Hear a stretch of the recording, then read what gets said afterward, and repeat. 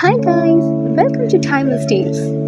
ഇന്ന് നമുക്ക് ഒരു ഗ്രീക്ക് മിത്തോളജിക്കൽ ലവ് സ്റ്റോറി കേൾക്കാം. എന്നാ സ്റ്റോറിയിലേക്ക് പോയേക്കാം. ഏൻഷ്യൻ ബാബിലോണിൽ രണ്ട് യുവ പ്രണയിതാക്കൾ ജീവിച്ചിരുന്നു, പിരമിസും തിസ്ബയും. സ്നേഹത്താൽ ഇരുവരും ബന്ധിതരായിരുന്നുവെങ്കിലും മാതാപിതാക്കളുടെ വിദ്വേഷത്താൽ വേർപിരിഞ്ഞ് കഴിയേണ്ടി വന്ന രണ്ട് യുവ പ്രണയിതാക്കൾ. എന്നിരുന്നാലും ചുമരിലെ ചെറിയ വിള്ളലുകളിലൂടെ അവരുടെ സ്നേഹം ദിനം പ്രതി ശക്തമായിക്കൊണ്ടേയിരുന്നു. കണ്ണുകൾ കൊണ്ടവർ കഥകൾ പറഞ്ഞു. മണിക്കൂറുകളോളം ചുമരുകൾക്കിടയിൽ അവർ പ്രണയം പങ്കിട്ടു. പക്ഷേ എന്നും തങ്ങൾക്ക് ഇതുപോലെ മുന്നോട്ട് പോകാൻ കഴിയില്ലെന്ന് മനസ്സിലാക്കിയ അവർ രക്ഷപ്പെടുവാനായി തീരുമാനിച്ചു. തങ്ങൾക്കായൊരു ചെറിയ ലോകം മെനഞ്ഞെടുക്കുവാൻ അവർ ആഗ്രഹിച്ചു.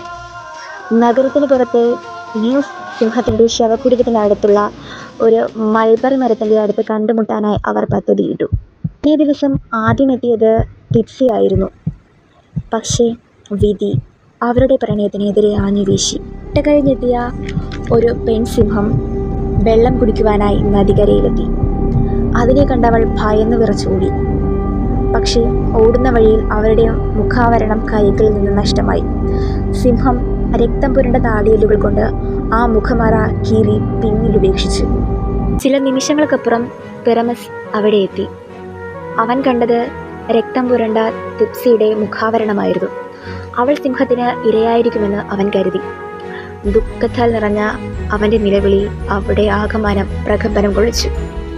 തനിക്കവളെ രക്ഷിക്കാനായില്ലല്ലോ എന്നുള്ള കുറ്റബോധം അവനെ കാർന്നു തിന്നുവാൻ തുടങ്ങി.